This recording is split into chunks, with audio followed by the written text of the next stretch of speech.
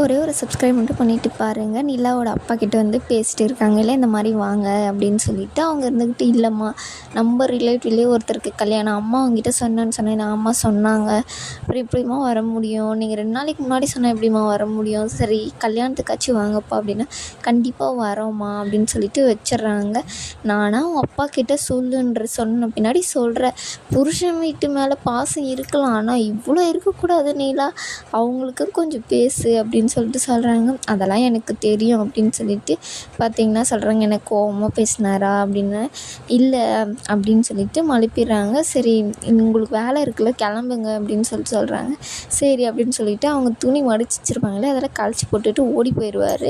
அதுக்கப்புறம் வந்து பார்த்திங்கன்னா நிலாவும் சேரனாவும் வந்து கார்த்திகாவோட வீட்டுக்கு வந்து இன்வைட் பண்ணலான்னு சொல்லிட்டு போவாங்க.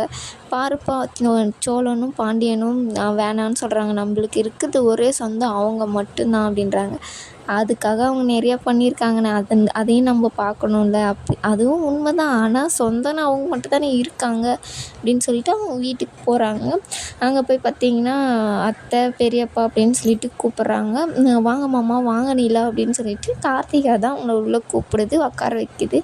அதுக்கப்புறம் பார்த்திங்கன்னா அவங்க அம்மாவையும் மாமாவையும் கூப்பிட்றாங்க கார்த்திகா. வாப்பா சேரா உக்காரு, வாங்க நிலா அப்படின்னு சொல்லிட்டு பார்த்திங்கன்னா தண்ணியெல்லாம் வந்து கொடுத்துட்டு, என்ன அப்படின்னு சொல்லிட்டு கேட்கும்போது, இந்த மாதிரி அண்ணனுக்கு என்கேஜ்மெண்ட் வச்சுருக்கோம், அதுக்கு நீங்கள் வாங்க அப்படின்றாங்க. எதுக்கு அங்கெல்லாம் போய் பார்த்துக்கிட்டு, இந்த ஊரில் ஏதாச்சும் ஒரு பொண்ணை பார்த்து கல்யாணம் பண்ணி வைக்கிறது தானே அப்படின்னு சொல்கிறாங்க. அதே தான் அவங்களும் ஃபஸ்ட்டு கார்த்திகாவே கல்யாணம் பண்ணி வைக்கலான்னு ரொம்பவே ஆசைப்பட்டாங்க. ஆனால் இவங்க தானே வேணான்னாங்க. ஆனால் இப்போது அவருக்கு ஒரு நல்லது நடக்க போகுது. ஆனால் இவங்க வந்து அந்த பொண்ணெல்லாம் வேணாம், அந்த பொண்ணுக்கு மொழி தெரியல, நம்ம கல்ச்சர் தெரியாது, அந்த பொண்ணு சப்பாத்தி சாப்பிடும், நீங்களும் எல்லோரும் சாப்பிடுவீங்களா, அந்த மாதிரியெல்லாம் சொல்கிறாங்க. அதுக்கு வந்து இல்லை அண்ணன் ஆசைப்பட்டாரு, அதனால தான். எந்த ஊரில் இப்போ என்கேஜ்மெண்ட்டு அப்படின்னு சொல்லிட்டு கேட்கும்போது, பீகாரா, அது எங்கே இருக்குது, வடக்கு பக்கம் தான் இருக்குது அத்தை, ட்ரெயினில் போகணும், நீங்கள் வரீங்கன்னு சொன்னிங்கன்னா புக் பண்ணிடலாம் அப்படின்னு சொல்லிட்டு சொல்கிறாங்க. எவ்வளோ நேரம்ப்பா, ஒரு 8 மணி நேரம் ஆகுமா அப்படின்றாங்க. 8 மணி நேரமா, 2 நாள் ஆகுங்க அப்படின்னு. 2 நாளா, ஐயோ அவ்வளோ தூரம் பொண்ணு பார்க்கணுமா, வேணான்னு சொல்லுறேன், இவங்க கேட்க மாட்டேங்கிறாங்க அப்படின்னு சொல்லிட்டு சேரனோட பெரியப்பா வந்து சொல்கிறாங்க. விடுங்க மாமா, அவர் ஆசைப்படுறாரு, அவருக்கு ஒரு நல்லது நடக்க போகுது, நெகட்டிவாக பேசாதீங்க, நல்லதாக சொல்லி வாழ்த்தி அனுப்புங்க அப்படின்னு சொல்லிட்டு கார்த்திகை வந்து சொல்லுது. சரிப்பா நாங்கள் வரோம் அப்படின்னு சொல்லிட்டு சொல்கிறாங்க. சரி நாங்கள் கிளம்புறோன்னு சொல்லிட்டு அவங்களும் அங்கேருந்து கிளம்பிடுறாங்க. நம்ம போவோம்மா ப்ளீஸ்மா, எனக்கு வீட்டிலே இருந்து ஒரு மாதிரியா இருக்குமா அப்படின்னு சொல்லிட்டு கார்த்திகை வந்து அவங்க அம்மா கிட்ட சொல்லுது. அதுக்கு அவங்க மாமா இருந்துக்கிட்டு, என்னாலலாம் அந்த ட்ரெயினில் குளிச்சுட்டு பாத்ரூம் போயிட்டெல்லாம் இருக்க முடியாது, நீங்கள் 2 பேரும் போங்க அப்படின்னு சொல்லிட்டு சொல்கிறாங்க. சரி நாங்கள் 2 பேரும் போய் வரோன்னு சொல்லிட்டு சொல்கிறாங்க. கார்த்திகா செம்ம ஹாப்பி.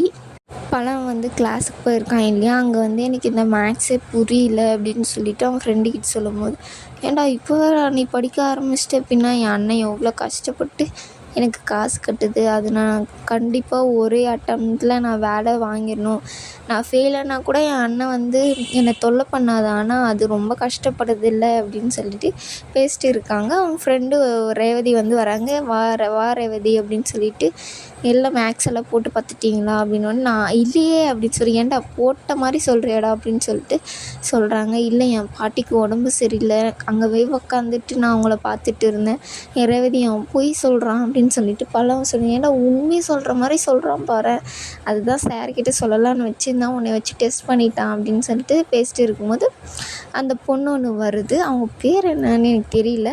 உடனே பார்த்திங்கன்னா கரெக்டாக பல்லவனுக்கு நேராக அவள் புக்கெல்லாம் விழுந்துடும். பல்லவன் இருங்க நான் எடுத்து கொடுக்குறேன் அப்படின்னு சொல்லிட்டு எடுத்து கொடுக்கும்போது, இந்த சம்பு எனக்கு வரல, உங்களுக்கு வந்துடுச்சா, நான் பார்த்துட்டு தரவா அப்படின்னு சொல்லிட்டு கேட்குறாங்க. ஓகே பாருங்கள் அப்படின்னு சொல்லிட்டு சொல்கிறாங்க. செம்ம பார்த்துட்டு, என்னடா புரிஞ்சிச்சா அப்படின்னு சொல்லிட்டு அவன் ஃப்ரெண்டு கேட்கும்போது, ஏகப்பட்ட ஸ்டெப்பு போட்டு வச்சுருக்கடா, இதில் எங்கடந்துடா புரியுது அப்படின்னு சொல்லிட்டு பேசிகிட்டு இருக்கும்போது பார்த்திங்கன்னா, பார்த்துட்டிங்களா அப்படின்னு சொல்லிட்டு, அவன் பார்த்துட்டேன் புரிஞ்சிச்சு அப்படின்னு சொல்லிட்டு அவங்கக்கிட்ட வந்து கொடுத்துட்றாங்க. அவன் ஃப்ரெண்டுக்கிட்ட மட்டும் எப்படி பேசுகிறா பாரு, நம்மக்கிட்ட ஒரு 4 வார்த்தை தான் எண்ணி பேசுகிறா அப்படின்றாங்க. ஆமாடா அப்படின்னு சொல்லிட்டு பார்த்திங்கன்னா அவங்கள பார்த்துட்டு இருக்காங்க பல்லவன். அதுக்கப்புறம் பார்த்திங்கன்னா இவங்க வானதியை காமிப்பாங்க. இந்த மாதிரி அந்த டாக்டர் வந்து ஒரு மருந்து சீட்டு கொடுத்துட்டு இந்த மருந்து கொடுங்க அப்படின்னு சொல்லிட்டு சொல்லும்போது, யாருக்குன்னு கேட்கும்போது என்னோடய ரிலேட்டிவ்க்கு தான் அப்படின்னு சொல்லிட்டு, காசு எவ்வளோ அப்படின்னா, இல்லை வேணாம் உங்கள் கிட்டலாம் வேணாம் அப்படின்னு சொல்லிட்டு சொல்கிறாங்க. இல்லை காசு வாங்கிக்கோங்க அப்படின்னு சொல்லிட்டு 150 ஆச்சு அப்படின்னு சொல்லிட்டு வாங்கிக்கிறாங்க. இந்த மாதிரி நான் பீகாருக்கு வந்து பாண்டியனோட அண்ணன் நிச்சயதார்த்தத்துக்காக போகிறேன், என்கேஜ்மெண்ட்டு 6 நாள் போகிறேன் அப்படின்னு சொல்லிட்டு சொல்கிறாங்க. 6 நாள் யாருங்க உங்கள் கடையை பார்த்துப்பாங்க? இதான் இவன் இருக்கானே அப்படின்னு. ஐயோ அக்கா என்னாலலாம் முடியாது, கடை மூடவும் முடியாது, யாருன்னா அப்போ தான் வருவாங்க, நான் ஒண்டியாக எப்படிக்கா பார்த்துக்க முடியும் அப்படின்னு சொல்லிட்டு சொல்கிறாங்க. வானதி, நான் ஒன்று சொல்கிறேன், நீங்கள் தப்பாக எடுத்துக்காதீங்க. இந்த காம்படிஷன் உலகம் இது. நீங்கள் இப்படி மூடிட்டு போயிட்டீங்கன்னா உங்களுக்காக இன்னொருத்தர் வந்துடுவாங்க, நீங்கள் போகாதீங்கன்ற மாதிரி வந்து வானதி மண்டையை வந்து கழுவிடுறாரு அந்த டாக்டரு. அவங்கள வந்து பார்த்திங்கன்னா உக்காந்துக்கிட்டு யோசிச்சுட்டு இருக்காங்க, நம்ம என்ன பண்ணுறது அப்படின்னு சொல்லிட்டு. அதுக்கப்புறம் பார்த்திங்கன்னா சந்தா வந்து சேரனுக்கு வந்து ஃபோன் பண்ணுவாங்க. உங்கள் டிபி அழகாக இருக்குது அப்படின்னு சொல்லிட்டு சேரனா சொல்லும்போது, நீங்கள் என்ன டிபி வச்சுருக்கீங்க, ஒன்றுமே நல்லாவே இல்லை, வேறு மாற்றுங்க அப்படின்னு சொல்லிட்டு 2 பேரும் பேசிட்டு இருக்காங்க. சரி நானும் மாற்றிடுறேன் அப்படின்னு சொல்லிட்டு அவங்க அம்மா கூப்பிடுவாங்க. அதனால் சந்தா அங்கேருந்து போயிடும். அதுக்கப்புறம் வந்து பல்லவங்கிட்ட வந்து எனக்கு ஒரு ஃபோட்டோ எடுத்து கொடுடா, நான் டிபி வைக்கணும். சந்தா வந்து டிபி மாற்ற சொல்லிச்சு. அண்ணன் வெக்கப்படுறியா? ஐயோ என் அண்ணன் வெக்கப்படுது. அண்ணன் பாண்டியனை இங்கே வா, அறிவக ஒரு இதை மிஸ் பண்ணியிருப்பான். அண்ணன் வெக்கப்படுது பாரு. என்னத்துக்கு வெக்கப்படுது? சந்தா நீ ஃபோட்டோ ஒன்று மாற்ற சொல்லிச்சான், அதுக்காக தான் அப்படின்னு சொல்லிட்டு பார்த்தீங்கன்னா வளைச்சி அவங்களுக்கு ஃபோர்ஸ் எல்லாம் கொடுத்துட்டு ஃபோட்டோ எடுத்துகிட்டு இருக்காங்க. இதோட இந்த எபிசோடு முடியுது.